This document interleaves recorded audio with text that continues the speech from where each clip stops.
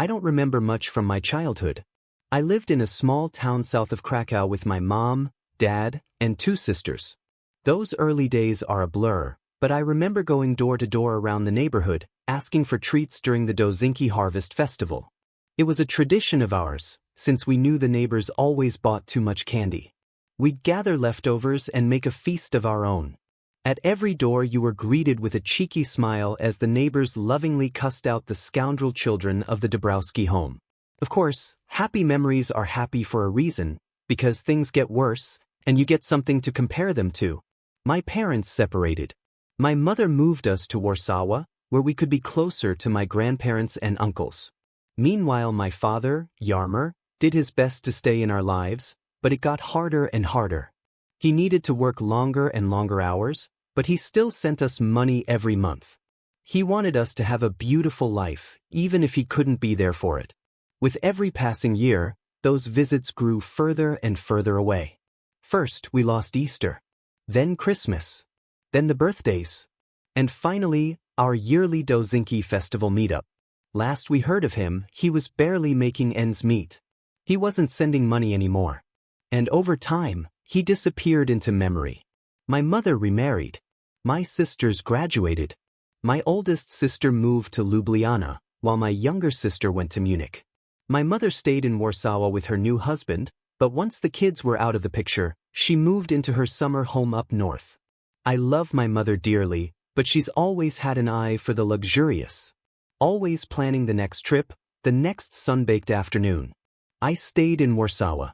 I got myself a degree in sociology and managed to hold on to a low-rank government job at ZUS overseeing private claims. It wasn't glamorous. It was mostly being yelled at in different ways, but it paid the bills. A mind-numbing battle of making decisions, defending them, and making them again.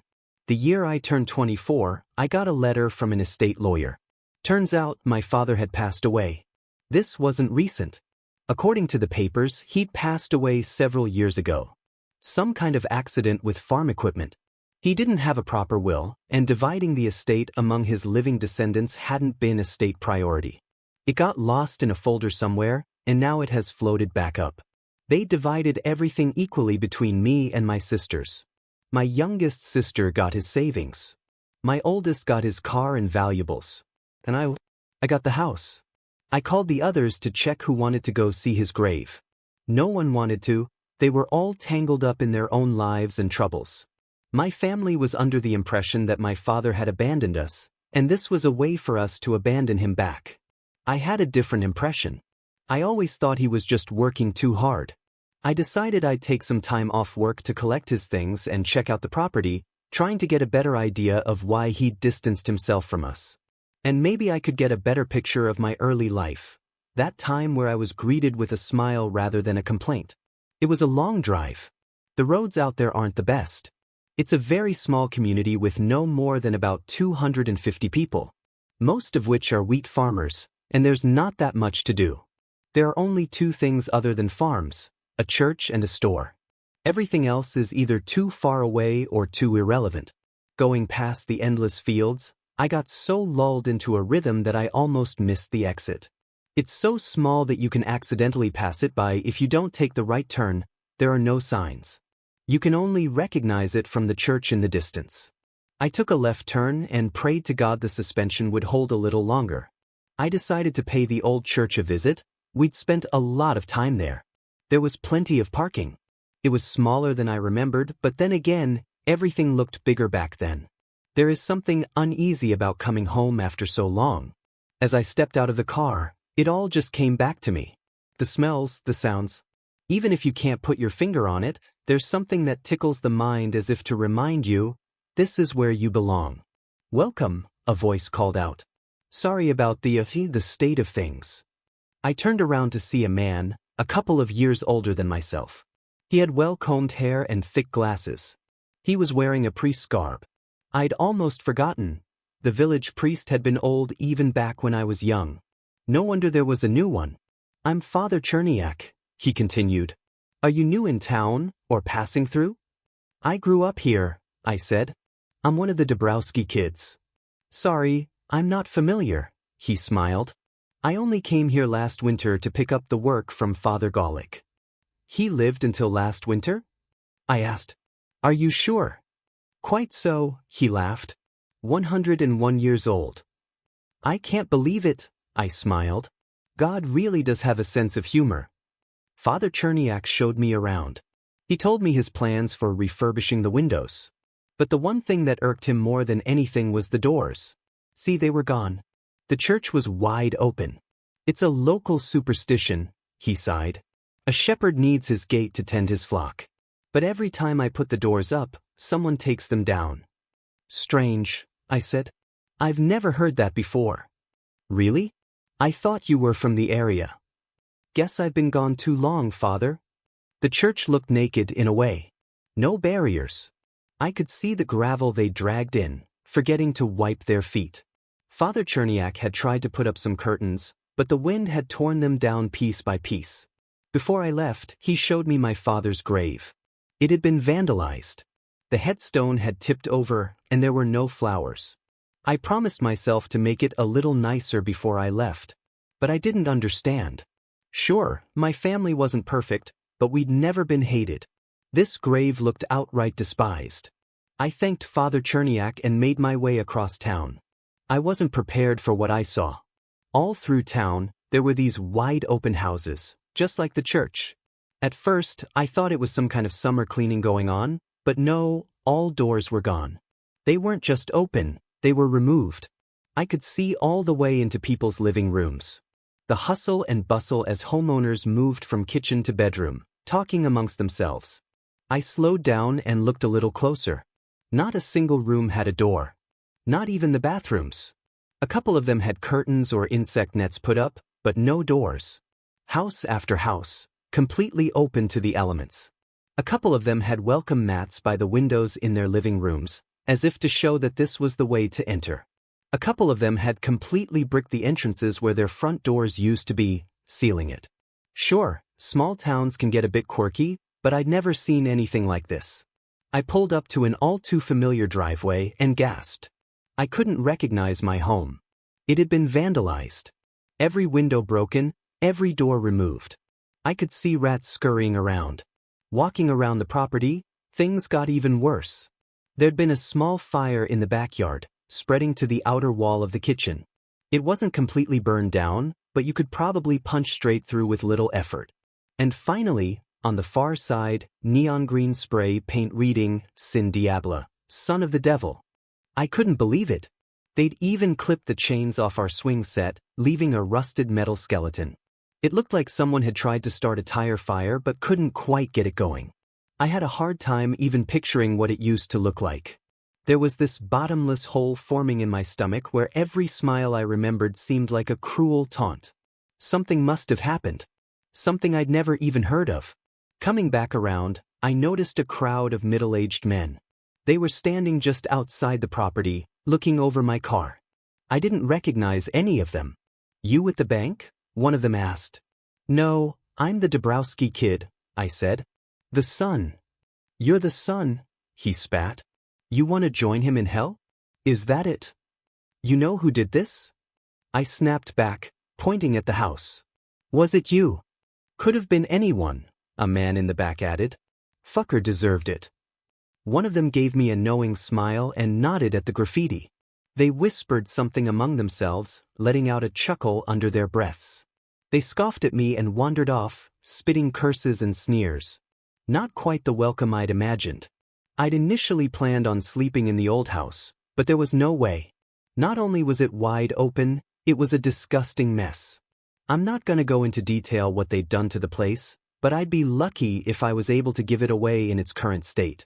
I decided to spend the night sleeping in my car. I leaned the seat back and wrapped myself in a blanket, hoping it wouldn't get too cold. I spent some time on my phone, but I didn't want to use all the battery. But somehow, I still ended up staying awake long past midnight. But there was something beautiful about that night. The sunset was one of the few things that didn't change around those parts. Watching the sun go down over the same old fields gave me that feeling that some things never change. I remember waking up sometime around 2 a.m., seemingly for no reason.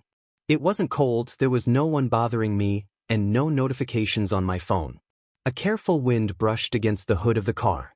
I lay there for a moment, trying to ignore the texture of the seat sinking into my sweaty skin. I filtered out the sounds of nature bleeding in from outside. A distant part of me had heard them all before. I listened past the songbirds and the insects in the fields. And beyond that there was something else. Something in the distance. A wail. A deep, sorrowful wail. The following day, I took some time to walk around town. The rumor that Yarmer's kid was back had spread like wildfire. I could tell by the sideways looks as people passed me on the street. The only ones who didn't seem to care were the kids, and they were few and far between. At the far end of the town there was this long brick wall. It wasn't very high, but it was dense. It had doors built directly into it. Dozens of them, every door from every house in the neighborhood. They jammed them all straight into the brick. I couldn't see ours though. It had an eerie look to it.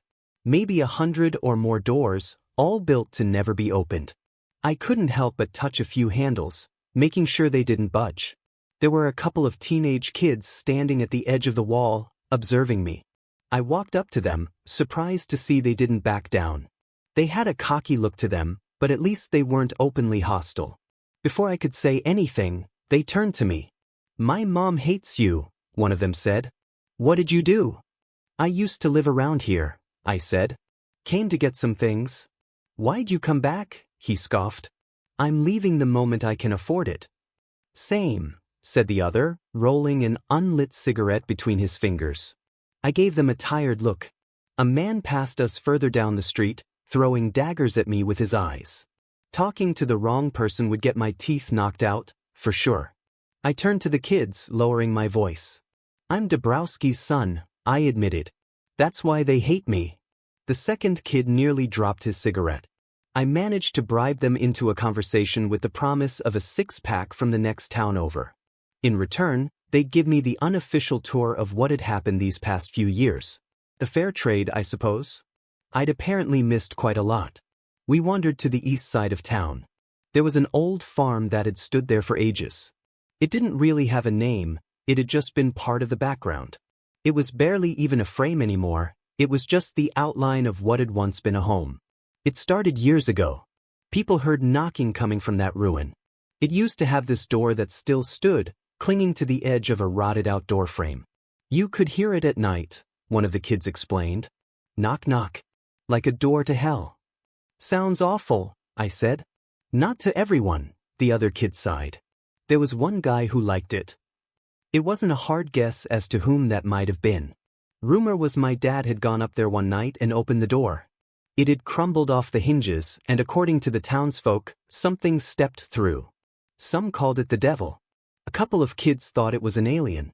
Most locals just called it Sleepyek. "It came through and the door broke," the first kid said. "And now it can't go back." "So you're saying it's still here?" I asked. "Is it real?" "Well, yeah," he laughed. "Why do you think this place is so fucked up?" "Then what's with the doors?" "It's looking for a way back to hell," he said. "And when it can't find the right door, it gets angry. And then it hurts people." Sleepy. That's what they called it. An ugly word for a blind man, or mole. They liked to call it that because of its terrible vision, mistaking every door for the one it was looking for. For years, Sleepyek had moved from house to house, knocking on every door it could find. And if someone opened it, it would do something terrible. People had gone missing. A couple had died.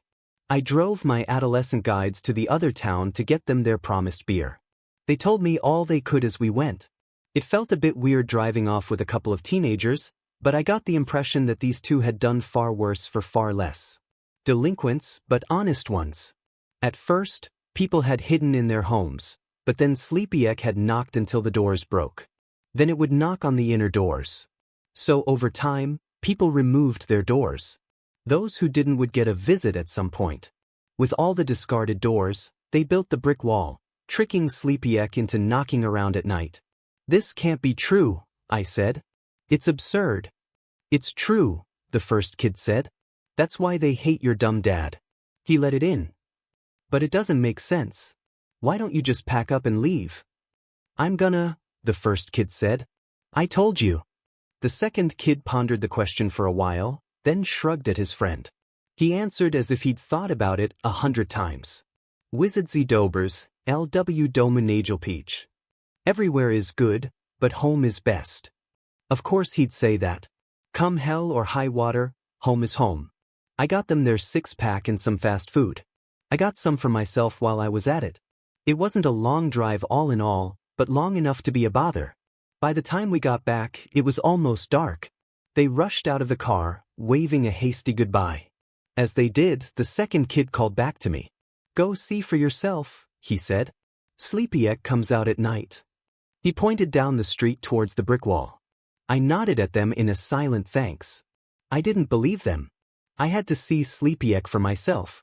If what I'd heard the previous night was any indication, Sleepyek would be out somewhere after midnight, so I went to bed early. And when I say bed, I mean sleeping in my car for the second night in a row. I was miserable. I considered leaving first thing in the morning, but there was this deep sadness in me that I couldn't shake. This was my old home. I'd played in these fields. It felt wrong knowing I was no longer welcome. My dad was many things, but no devil's son. If he opened that door, it must have been for a good reason. And if he let through something that shouldn't be here, it must have been an honest mistake. He was not an evil man, but he was fallible. Then again, maybe he didn't have a choice. Maybe Sleepyek didn't give him a choice either. I must have nodded off at some point. I forgot to set an alarm, but I still woke up at about 2:30 a.m. I considered going back to sleep, but I decided to have one last look around town. I'd promised myself I would. So I got out of the car, stretched and listened. It was easier that night. There was a noise that cut straight through the ambience, that wailing. It was clear. Even in the dark, I could tell where it came from. The houses had turned off their lights, leaving the streets lit up with nothing but the moon. Still, I knew those streets. I could follow them in my sleep. I made my way to a dirt path, leading me past the 2 houses at the edge of town, and straight to the brick wall. At that point, I could hear it clear as day. It was a man wailing at the top of his lungs, crying his soul out, bawling like a child. I could see the brick wall in the distance. The sharp contour of the bricked-in doors stood out against the moonlight like a long, flat, abstract painting. And in the middle of it all, there was a dark silhouette. It looked like a man. Sort of. I couldn't really tell what he was like. He had a bulky jacket on. He was pulling on one of the doors, smacking it over and over with a closed fist. It was the same pattern over and over. Pull, smack, smack. Pull, smack, smack. And in between every attempt, he jerked his head around, crying desperately. I considered walking up to him.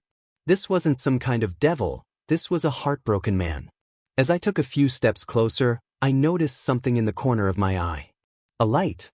I turned around only to notice a small flashlight coming from one of the nearby houses. They were filming me with their phones. Looking closer, I could see 2 little heads peeking out, shaking their heads in a certain no. Turning back to the brick wall, I heard a sudden crack. The man had pulled one of the doors straight out of the wall. It came loose. He set it down next to him, and with one hand, pushed it downward. He didn't even have a good grip, but with a single hand, he broke the door into pieces. The wailing turned into a scream. Rage. Unfiltered, unhindered, rage. With just his fingers, he began to rip bricks straight out of the wall, tossing them around like leaves in the wind. I could hear them landing around me, kicking up tufts of grass. I backed away as the lights in the house went out. The little heads dipped away from the window. I hurried down the dirt path as I watched Sleepyek climb on top of the brick wall, screaming at the top of his lungs. Even at a distance, I could tell something was off. His proportions seemed wrong. It was hard to tell, he'd wrapped himself in some kind of dark fabric. But something about him didn't look right. I didn't stop to stare. Say what you will. Maybe it was just a strange man. Either way, I was looking at something dangerous. And when the locals turned to hide, you do best to follow suit. So I hurried down the dirt path, hearing his terrifying scream echo across the fields. I barely slept that night. It is one thing to believe in monsters and another thing to see them. As soon as the sun rose, I drove off. But as I went past the church, I noticed something. There was a white van outside, and one of the church doors had been put back up. There were two men on ladders getting ready to put the other door up. It was hidden under a tarp just off to the side. I could see Father Cherniak up front with a big smile on his face. I decided to see what was going on. Surely, he had to know what the hell he was doing. The moment I parked my car, Father Cherniak waved me over. He was right next to me before my boots hit the gravel. "Welcome back," he smiled. "Glad to see you haven't left us yet." I closed the car door and yawned a little. "What are you doing?" I asked.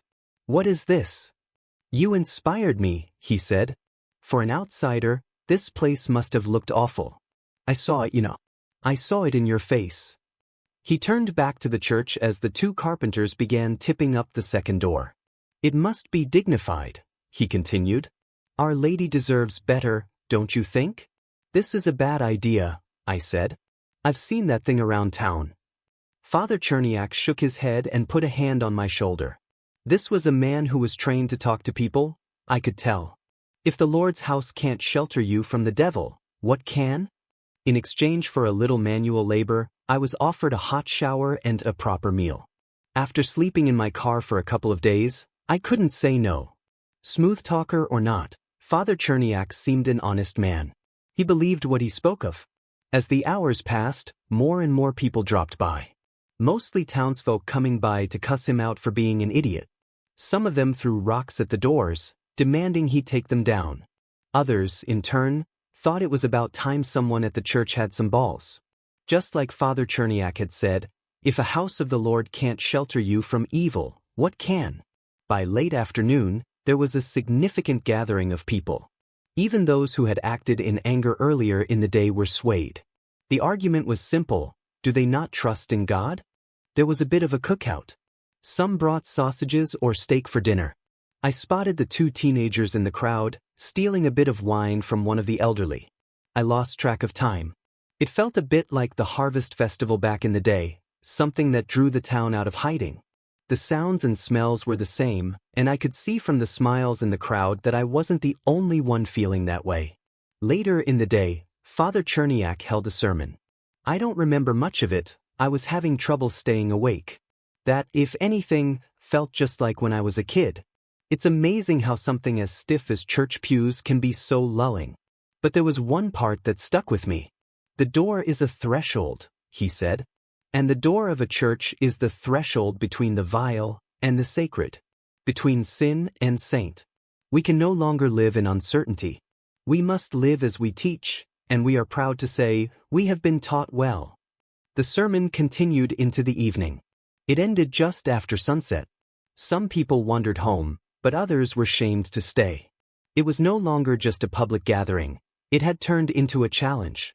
The faith of the congregation pitted against the devil itself. Some went home to gather blankets and pillows, laying down to sleep on the floor. This wasn't easy for them.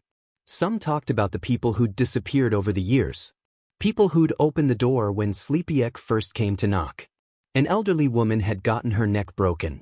One man had been dragged out into the yard and hung from a tree. Another man had been mutilated. "It pulled his arm right out of the socket," they whispered. "We found it across the street." I tried talking to people, but it was clear that no one wanted anything to do with me. I was still Yarmer's boy. The only ones who didn't seem to mind were the two teenagers I'd talked to earlier. Later that evening, they walked up to me. Probably just to piss off their parents. "Aren't you scared?" one asked. "Should I be?" "It's got a bloody tooth for you," the other said. "I don't think so," I smiled. "I've only seen it once." "Yeah, but dash." They quieted down, looking at one another, then back at me. I was missing something. "Your dad," they said. "Sleepyek got him." "Did no one tell you?" They hadn't. Turns out, it wasn't malfunctioning farming equipment that had killed him years ago. It was Sleepyek. My dad had been the first victim on the list. Most of the villagers had considered this a sinner getting his just reward. Others figured that if you play stupid games, you win stupid prizes. They'd found him tangled in the swing set, his body broken and mangled. The kids left me alone with my thoughts for a while. They could tell I wasn't all there. It was one thing to have him dead, but to die in such a horrifying way was unthinkable. I could barely picture him in my mind, And now there was a new image vying for my attention. Rattling chains. Dripping blood. But there wasn't much time to think. As the clock passed midnight, someone came knocking. The church fell silent. Something pulled on the handles. 2 smacks. Pull on the handle again. These doors were massive, and the hinges had just been reinforced, but I could still see them struggle. Father Cherniak took a deep breath. As the congregation fell silent, he spoke aloud. "This is no place for sons of sin," he said. "There is nothing for you to corrupt." It all stopped. We all breathed a sigh of relief. But the 2 teenagers didn't look too convinced. They'd huddled up on the far side of the church. There was an emergency exit in one of the side rooms. The door moved again. This time, with more determination. The handles were pulled even harder, and the smacking made the entire slab of wood crackle like a sinking ship. Then the wailing. The loud, desperate wailing. As soon as I heard it, I could see the color drain from the congregation's faces. The door was pulled back and forth, back and forth. A chandelier started to shake. "The door's coming down," someone called out. "It's coming down now." Father Cherniak tried to calm them, but it was too late. People flooded the rear exit of the church, trying to get away. I was pushed aside without much thought. If the Dabrowski kid bit the bullet, all the better, as far as these people were concerned. "There is no sin in the house of the Lord." Father Cherniak yelled. "There is no sin. The devil can laugh and jeer as much as he likes, but there is no place for his evil." But thoughtful words can't stop a broken door. Sleepyek wasn't deterred. The doors came down. There was a pause in the air as they fell. The air swept through the room, blowing out most of the candles among the pews. As the doors hit the ground, the crowd panicked. Most of them were already on their way out. People screamed. Others cursed. I was in the far back of the crowd, and it was clear I was never going to make it out without being crushed. I settled instead for hiding among the front pews, hoping the dark would shield me. I could barely see Sleepyek in the flickering candlelight. His right arm had grown out of his shoulder blade, and his left arm was so long that it scraped against the floor. He had a sort of hunchback pose, but there was something that kept moving on his back, fluttering like a shivering membrane. He wasn't wearing a coat, he just wasn't human. He looked like something vaguely trying to resemble a human. Even Father Cherniak ran, hiding behind the altar. Sleepyek rushed through the room in a messy gallop, knocking over pews as he went. They didn't even slow him down. When he got to the side room, people had already run screaming into the night. Sleepyek couldn't catch them. Instead he settled on throwing things across the room, tearing down whatever he could reach, and breaking whatever he could lay his hands on. His wailing had turned to rage, and he was out of control. I was laying flat on my stomach, crawling away. Father Cherniak wasn't so lucky.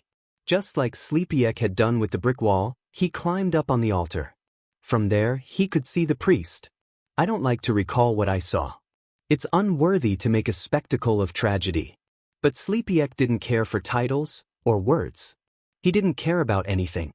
He picked Father Cherniak up with a single arm, holding him outstretched in front of him like a child considering an unfamiliar vegetable. Father Cherniak tried his best. In between desperate cries, he said the most powerful words he knew. He was compelled. He demanded. And when nothing seemed to work, he begged and prayed. Then Sleepyek unhinged his jaw like a snake. The screaming stopped with a snap as a spray of blood shot out. Something thumped against the altar and rolled onto the wooden floor. A pair of glasses clattered against the ground. Sleepyek spat and coughed, picking tufts of hair from his teeth.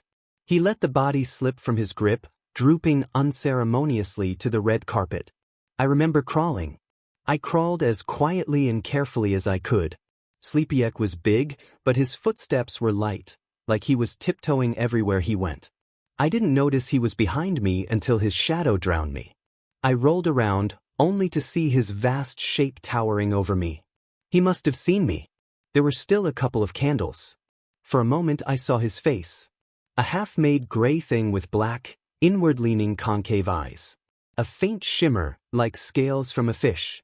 A human mouth with an extra mandible. A twitching nose adjusting to the smell of burnt wax and blood. Viscera still dripped from his strange lips. Then he grabbed me. Carefully. Slowly. I closed my eyes as I was pulled in closer. He looked at me. He looked close. I could feel the heat of his mouth. Perhaps I'd be tastier. Then he made a noise. I can't put my finger on what kind of noise it was, but I'd never heard it before. A squeal, perhaps? A confused rattle. He put me back down. I opened my eyes as those large black eyes turned away from me. He was leaving. His rage subsided. As he dragged his long arm across the floor, his wailing bubbled back up. But it wasn't as desperate. I was confused. The effects of the attack were immediate. Some went to get their hunting gear. Others were blaming the priest, saying he wasn't holy enough. Others were leaving town entirely. After all, if God couldn't save them, they had to save themselves. I made my way back to my father's home. There was so much he'd never told me, and it was too late to ask. I had no idea what kind of mess he'd been wrapped up in, but I couldn't stand by and wait for it to blow over. If this was his fault, if all of this was his fault, I'd gladly join the others to spit at his name. But I couldn't do it without knowing for sure. I had to be sure. I went room by room, pulling out drawers and kicking over boxes. I threw around moth-eaten clothes. I tipped the bed. I dragged down the wardrobe, crashing it into the wooden floor, hoping I could find something, anything, to answer my questions. Finally, I ran out into the backyard. I saw the stains on the swing set. I remember him pushing me on it, making the chains creak as I went higher and higher. But now that noise meant something else. Something dark. An image of a broken man, wrapped in a forgotten toy. I don't know how long I went berserk in that house. But I remember finally just taking a swing at it. As I mentioned, a part of the kitchen had burned. You could punch right through it. So I did. Turns out, there was a secret panel beneath the kitchen sink. I didn't register it at first. I just thought I'd hit a second, harder wall. But as I calmed down and looked a little closer, I realized it was a small compartment under the sink. I'd punched right through from the outside. I sat down flat on the wet grass, feeling it soaking into my jeans as I dug around. There was a box. Most of it was tainted by rats. Part of it was burnt. But there were little bits and bobs that I could make sense of. Family albums. Mostly pictures of me and my sisters. Friends from around the village. A picture of Dad next to his first car. Pictures from our Facebook, printed and framed. The kind of things one would like to keep. Then the pictures stopped. No more dates, no more birthdays. Nothing. But I kept turning the pages, and in the back there was something else. Other pictures. Notes. Pictures of a door, with a text written on the back. It's not screaming, it's crying. Little notes on the margin. Say, was scary. Was lost. That no one listened, and that no one cared. There were no more pictures, but there were notes. He had to get out, wants to stay. He hunts elk in the forest, brings it to me. There's nothing left for him. I understand. It told a story of my father trying to help something that didn't belong. Something from another place. They shared meals and kindness, trying their best to find common ground. This had, seemingly, gone on for months. It spoke of spring and later, winter. I will let him sleep in the house, the final note said.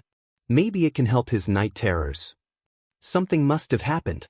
A dangerous creature like that, inside a small house. Maybe there was an accident. A misunderstanding. Maybe it strung him up by the chains to make him look alive. Like a puppet. Either way, I was close to an answer. Maybe I was looking more like my father than I'd realized. Looking back at it, I felt like a sleepwalker. I wasn't thinking clearly. Maybe it was the adrenaline. I walked around in a daze, making my way back into town. It was quieter now, many had rushed to their cars. I followed the dirt road back to the brick wall, and I found him. Sleepy-ek, wailing weakly, tapping against the bricked-in doors. Pulling a little on a handle, hoping against hope that something would happen. He wasn't angry when I approached. He was confused. I had to make him understand, to see the truth of things. So despite everything I'd seen, and everything I heard, I decided to trust my instinct. My father had made many mistakes, but he was no fool. His mistakes were honest. So if this was a mistake, I prayed to God it would be an honest one. Follow me, I said. This way. Sleepy-Ek had feather-light steps. I could still hear commotion around town, but it was all swallowed by that soft wailing. Sleepy-Ek couldn't stop himself. We made our way to the cemetery, to the overturned headstone and the overgrown lot. I tapped the ground, looked at this creature, and said it as simply as I could. "Here," I said. "Father." Perhaps it understood me. Perhaps it didn't. But it could rip out handfuls of dirt like if it was nothing, and it did. It took a long time, but not as long as it should have. My dad had not been buried deep or well. Just as no one had cared for his funeral, no one had cared about his resting place. It didn't take long for Sleepy-Ek to make his way down. And as his hands hit the casket, I looked down to a curious sight. See, my father had died poor. So poor that they hadn't put much effort into his casket. It was more like a box, and the lid looked familiar. Looking a little closer, I realized it was a door. The actual front door of our house. They'd just thrown it on and called it a day. Sleepy-Ek stroked the door with his long fingers, his wail slowing to a hum. He'd finally found the right door. The one he'd been looking for. I'll never forget that image for as long as I live. An ungodly creature breaking open the casket lid, pushing away a bed of dry blue sunflowers. Lifting a long-forgotten corpse from its resting place, cradling it like a mother calming a crying child. Its wailing turned to a quiet sob. "Tada!" he cried. "Tada!" Sleepy-Ek wandered off into the night, past the men with guns, and those hunkering down in their houses. He did not care. Maybe he'd never cared. Maybe he'd just been angry that he couldn't find the right door. But as the chaos settled, there'd be no need to hide your doors any longer. Sleepy-Ek was gone. I sold my father's property but kept the photo albums. His name is still spoken like a curse, but at least there's nothing to keep that curse alive. There have been no more sightings of Sleepy-Ek as far as I know. The locals didn't want to point fingers at the devil when they called the authorities. Some tried, but it's easier to convince people of a killer rather than a monster. There were inquiries around the countryside, but as with most things it was left in an open-ended folder in an office somewhere. Unsolved. Deprioritized. I returned to Warsaw. It might not be my home, but home is not just a place, it's a time. And that time has long passed. It has taken some effort to accept that for now, I might not have a real home. But that doesn't mean I'll never have one. Much like Sleepy-Ek, I think there's a struggle in finding someplace you belong. But over the southern countryside, the forest lies still. There is no wailing, no knocking, no screaming. And I think that somewhere, beyond the trees, anyone can find a place to call home.